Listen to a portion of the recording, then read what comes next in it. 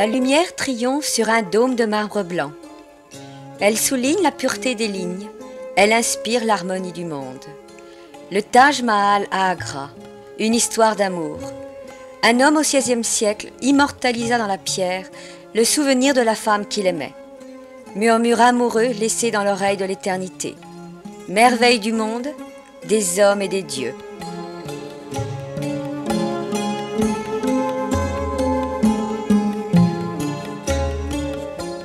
L'Inde nous a habitués à ces étapes fantastiques, ciselées dans la pierre au cours de plus de 2 millénaires. Dans un foisonnement de formes, de sons et de couleurs, la vie de l'Inde éclate, déborde de partout.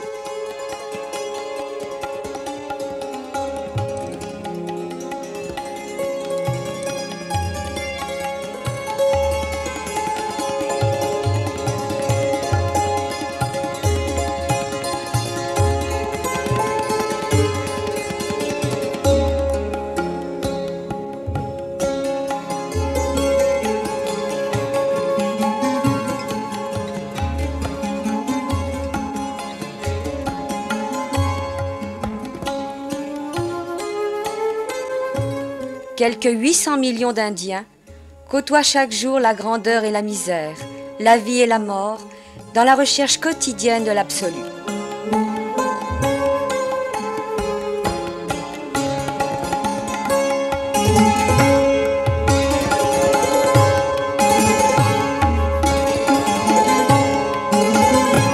L'Inde, plus de 3 millions de kilomètres carrés, une terre au climat implacable qui impose une alternance brutale des saisons.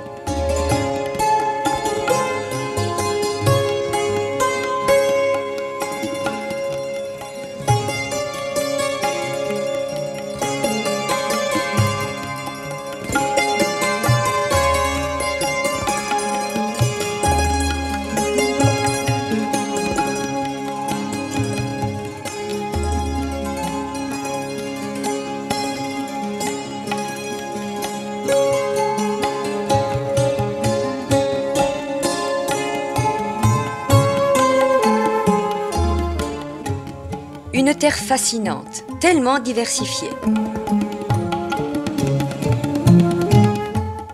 C'est l'image d'un petit paradis tropical, où sur des chemins d'eau glissent furtivement de longues barques de pêcheurs.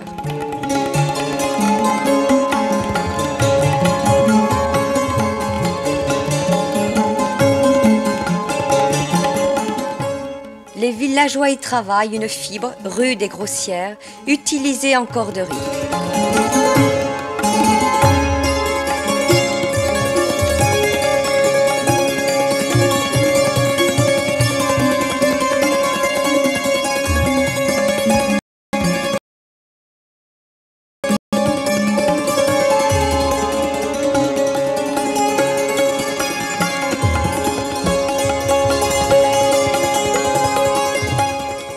C'est aussi l'image à fleur d'eau de ces carrelets chinois qui se déploient sur le ciel comme d'immenses libellules, tenant compagnie aux pêcheurs qui ravaudent les filets.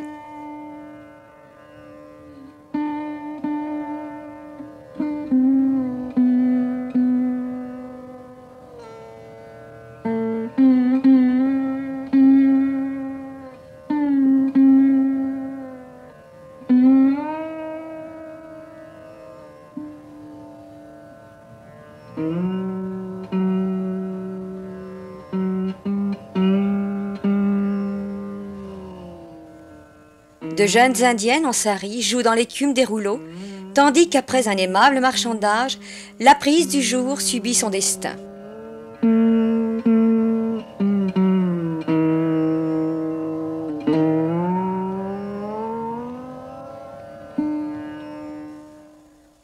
Au cœur de ces îlots fragiles est née une danse-drame, le Kathakali.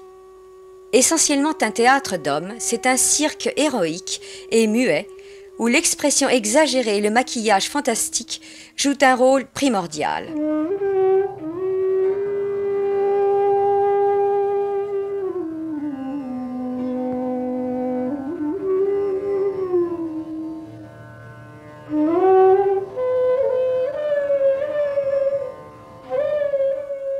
Il n'y a pas de décor et l'action est simplement ponctuée par des batteurs de tambour.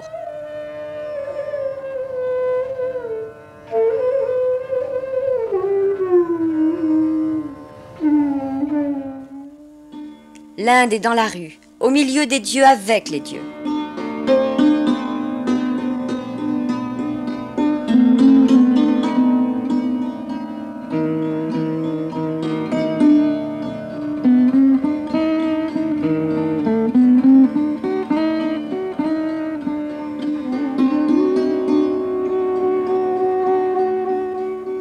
Délire sculptural fait de magie et de mystère, ponctué parfois d'une décoration rococo échevelée, véritable chanson de geste à la gloire des dieux.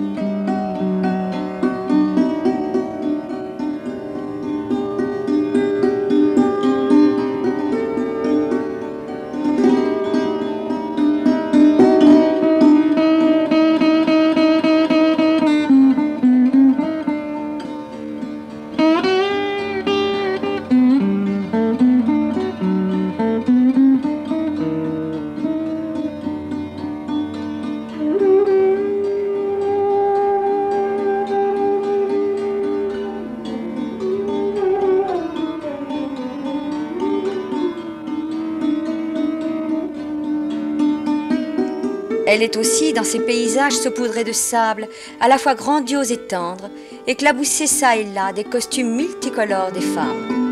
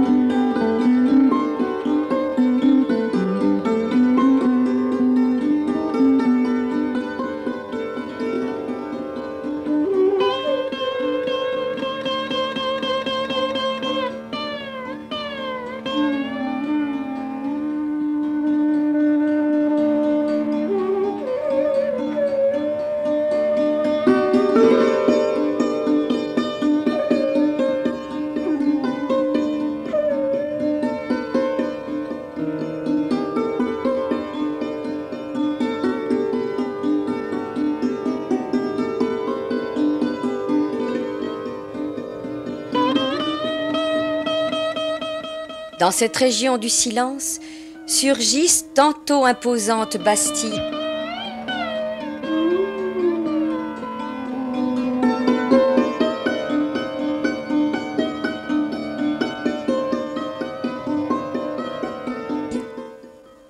tantôt marbre blanc délicatement ouvragé,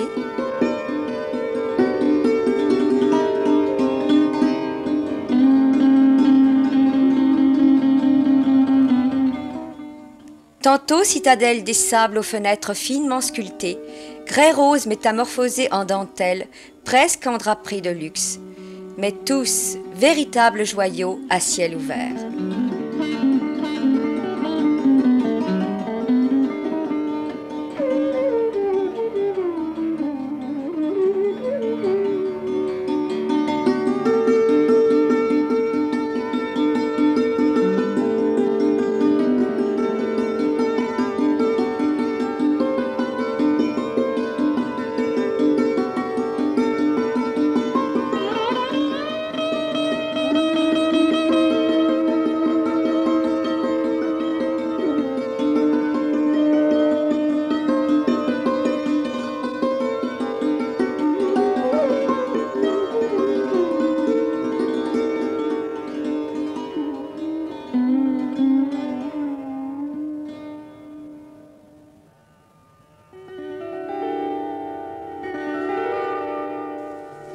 Même pour la corvée quotidienne d'eau au puits, les femmes ne renoncent jamais à leur parure de bijoux, et lorsque les jarres sont remplies, elles disparaissent dans le flou des mirages, munies de leurs précieuses charges.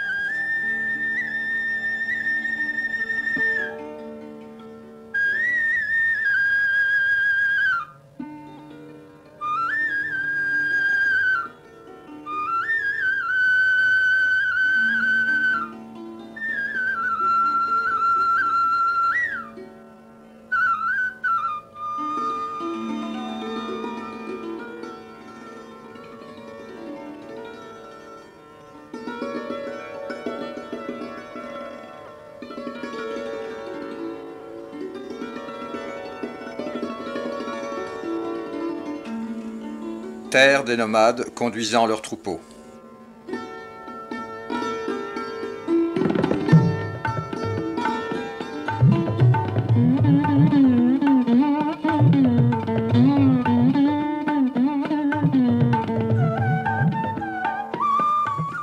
Mâle prestance de ces Rajpouts coiffés du turban blanc ou rouge et dont le regard exprime une certaine résignation à leur isolement depuis que les grandes caravanes ont délaissé leur région.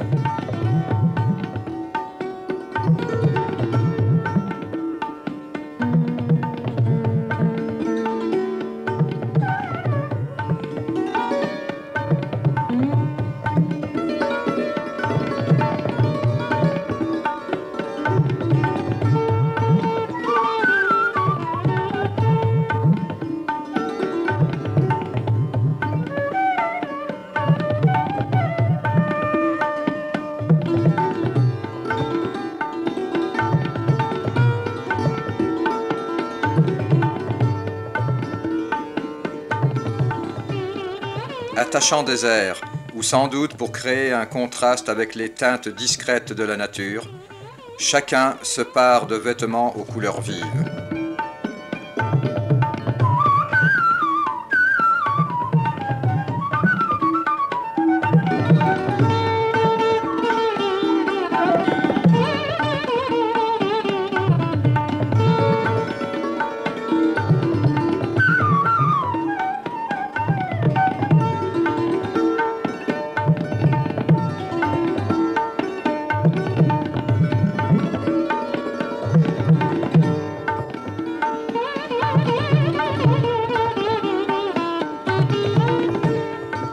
Images pastorales et sourires d'enfants qui se perdent dans le grand désert indien.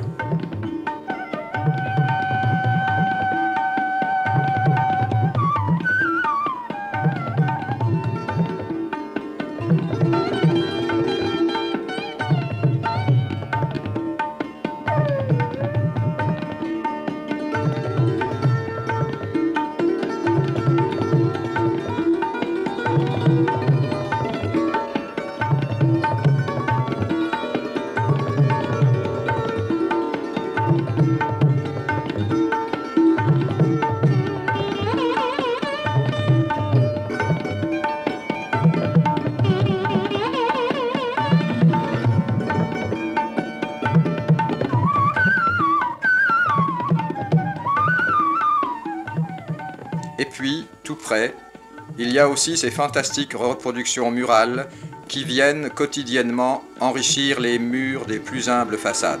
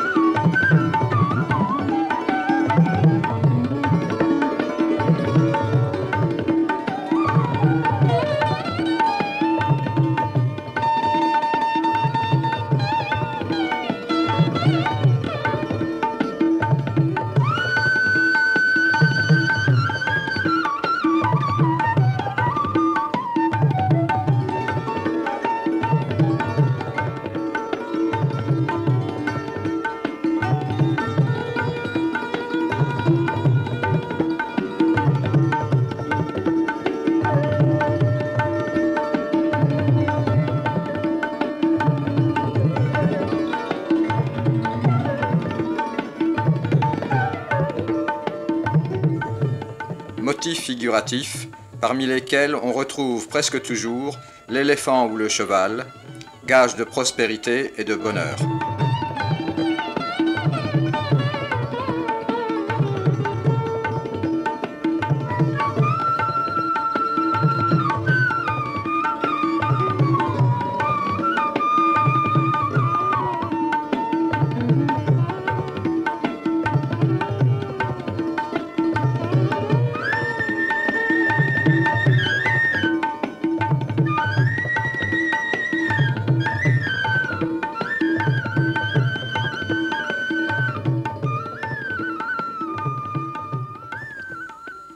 Srinagar, une image très différente, avec ses maisons flottantes, ancrées sur la rivière, sur laquelle ces barques légères, appelées shikaras, voguent au milieu des lotus, sous les terrasses des jardins de Shalimar.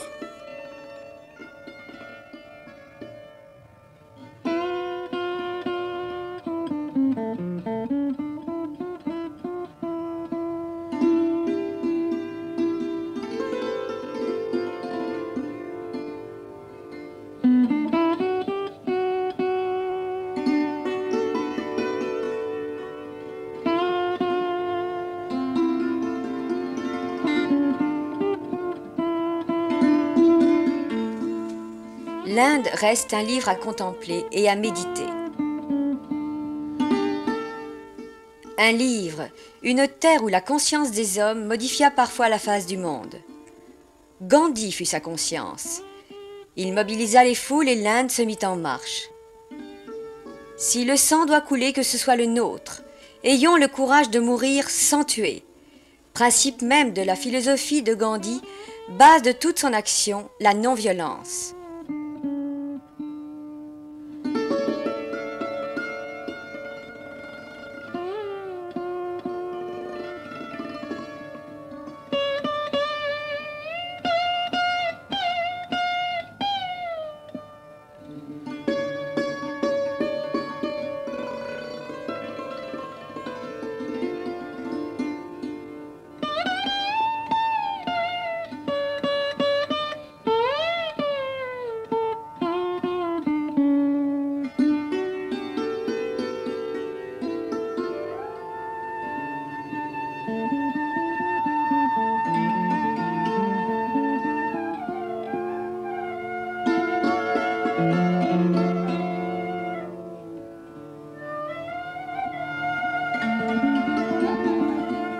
C'est sur ce fond que l'Inde tenta de renaître après la colonisation britannique.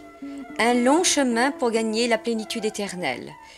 Une société qui baigne dans le sacré avec ses croyances innombrables, une organisation humaine complexe, reposant sur un système de castes fixé par la naissance et basé sur l'inégalité.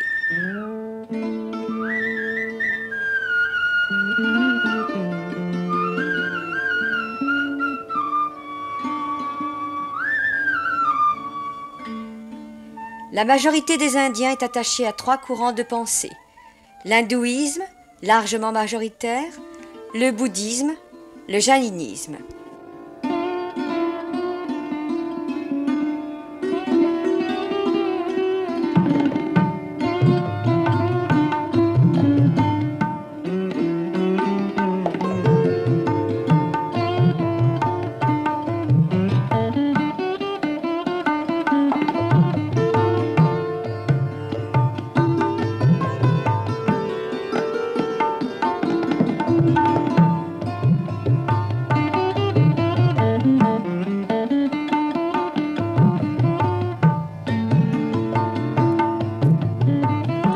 Les origines de l'hindouisme remontent à la nuit des temps. Ce dont on est certain, c'est que 17 siècles avant notre ère, des Aryens venus de Perse se sont installés au Pendjab et qu'ils y ont introduit une religion inspirée de textes poétiques, les Védas, Védas signifiant savoir. Cette religion s'étendit rapidement à toute la vallée du Gange et en se codifiant, la nouvelle doctrine prit le nom de brahmanisme, enfermant les populations dans un système de castes, puis d'hindouisme, dans le même temps qu'elle gagnait le continent indien. Ensuite, vers le VIe siècle avant Jésus-Christ, elle engendra de nombreux courants religieux parallèles, réactionnaires, face à l'intransigeance des brahmanes, et parmi eux, le jainisme et le bouddhisme. Palitana est la citadelle de la philosophie jaïne.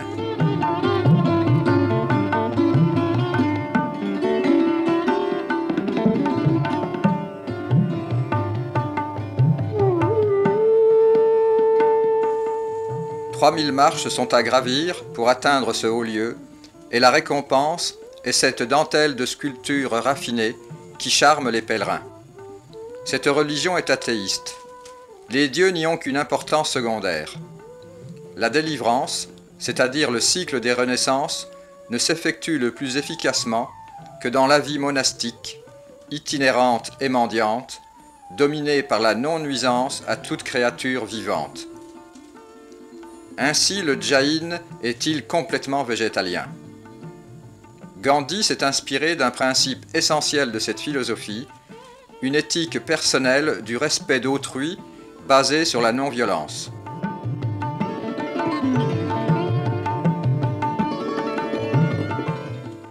Le Jain représente toujours ses seins, entièrement nus, symbole du détachement de toute chose, et les membres enlacés par la végétation, pour rappeler qu'il faisait pénitence en restant immobile. Pendant un millénaire, dès le 5e siècle avant notre ère, l'Inde a été bouddhiste, puis elle est revenue à l'hindouisme. Les temples ont été érigés à partir de cette époque de révolution mystique.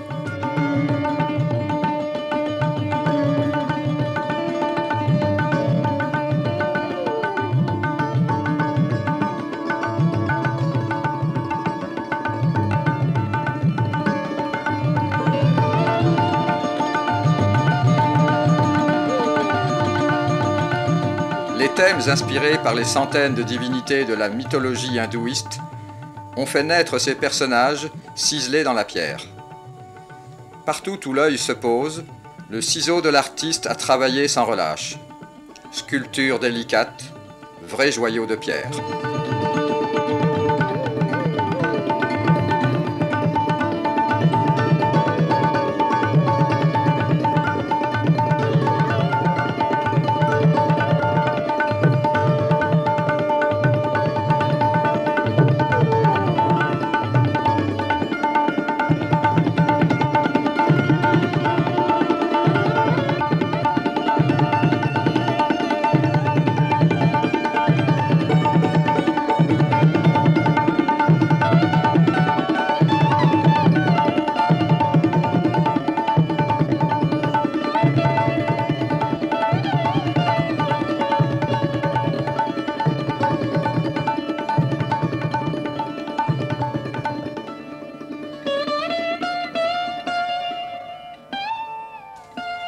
Bouddha n'est pas un dieu et le bouddhisme, à l'origine du moins, était une discipline, une philosophie, pas une religion. L'histoire raconte que Bouddha, après de longues années d'ascèse, reçut l'illumination, la révélation de la connaissance. Quelle était cette révélation? L'idée essentielle était que tout sur terre est souffrance, que l'origine de cette souffrance, c'est la convoitise, la soif de pouvoir, le désir de possession, et que cette souffrance ne peut cesser que par l'extinction de la convoitise. Bouddha, par son exemple, enseigne les chemins qui mènent à ce but. La prière, la méditation, le renoncement à soi-même et à tous les attachements terrestres, telles sont les voies que Bouddha préconise pour mettre fin au cycle des réincarnations. Alors seulement, l'âme accède à l'état de nirvana, un état de sérénité, de vacuité totale d'où toute souffrance est abolie. Mais alors que le bouddhisme s'implantait dans plusieurs pays asiatiques, il déclina sur le sol indien où il était né. Son influence avait toutefois définitivement pénétré au sein même de l'hindouisme.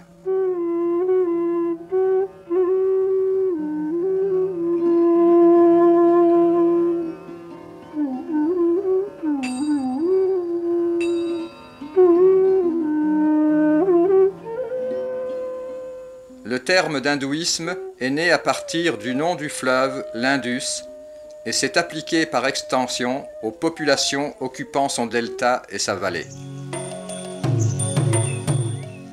On trouve en Inde de nombreux vestiges d'un passé très ancien de l'hindouisme révélateur de sa pensée et de son histoire.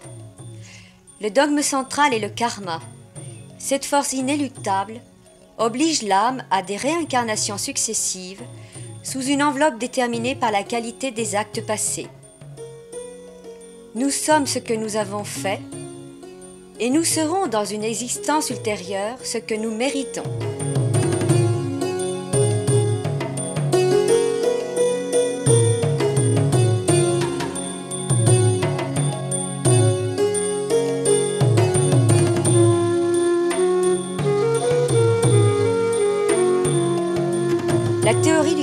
a pénétré profondément la mentalité indienne. Près des 3/4 des Indiens sont hindouistes. Leur religion est bien plus qu'une doctrine, c'est un mode de vie. Même si les privilèges des castes ont été abolis, ce système complexe continue de régir la vie sociale. Au sommet de l'échelle de valeur figure la caste des brahmanes, détenteurs de pouvoirs sacrés. Ceux à qui reviennent les travaux les plus humbles constituent la caste inférieure, celle des impurs ou intouchables. Selon le principe même du karma, c'est la naissance qui détermine la caste. Tout espoir d'en changer repose donc sur une réincarnation ultérieure.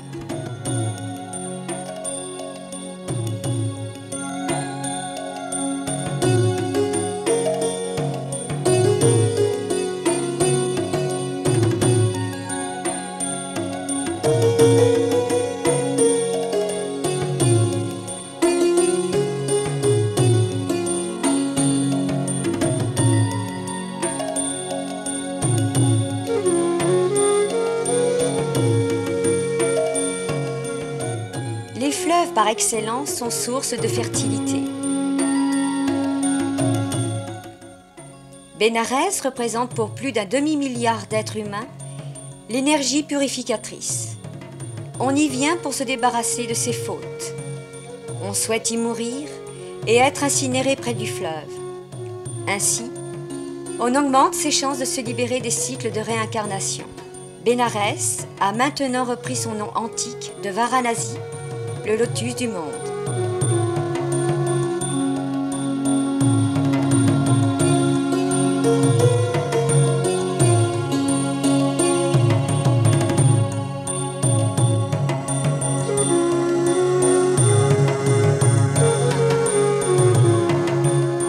Beaucoup de sadhus, ces ascètes libérés de tout lien, viennent y écouter les prêtres qui lisent les textes sacrés.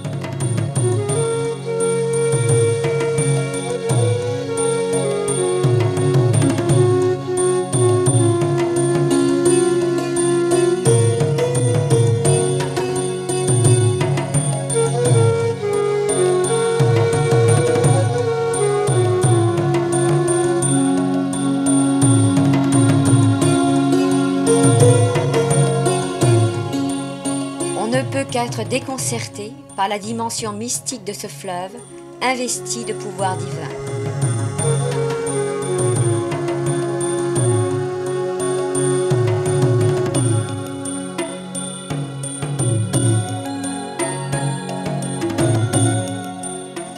Les motifs érotiques que l'on trouve aux façades des temples ont fait naître bien des polémiques et suscité bon nombre d'interprétations.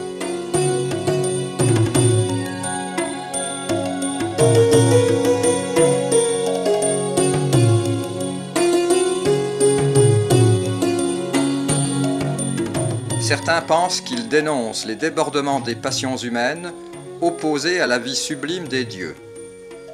D'autres, au contraire, y voient la volonté d'exalter et de sacraliser les gestes d'un cycle créateur de vie. Pour les hindous, l'amour humain permet d'accéder à l'amour divin. L'acte sexuel devient ainsi lui-même un acte divin.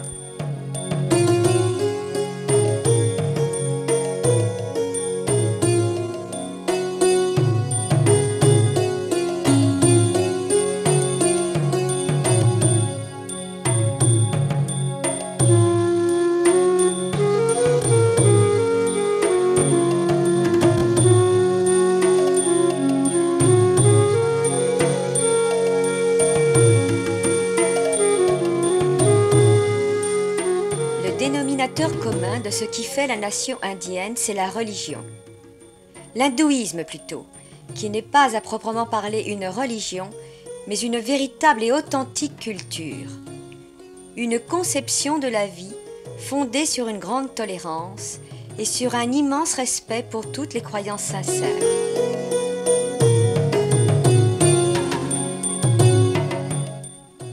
Tous les Indiens ne sont pas hindous, ne sont pas de religion hindouiste. La minorité musulmane est très importante. Les Sikhs sont nombreux et les chrétiens modestes. Mais la tolérance est si enracinée que tous, vivant en Inde, sont absorbés, socialement, pas religieusement, dans l'hindouisme.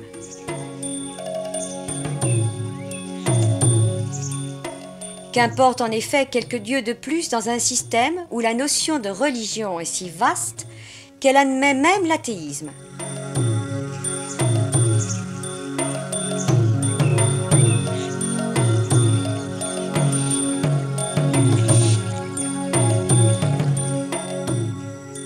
L'Inde reste fabuleuse pour ne pas avoir à dire qu'on ne comprend rien à ces cheminements.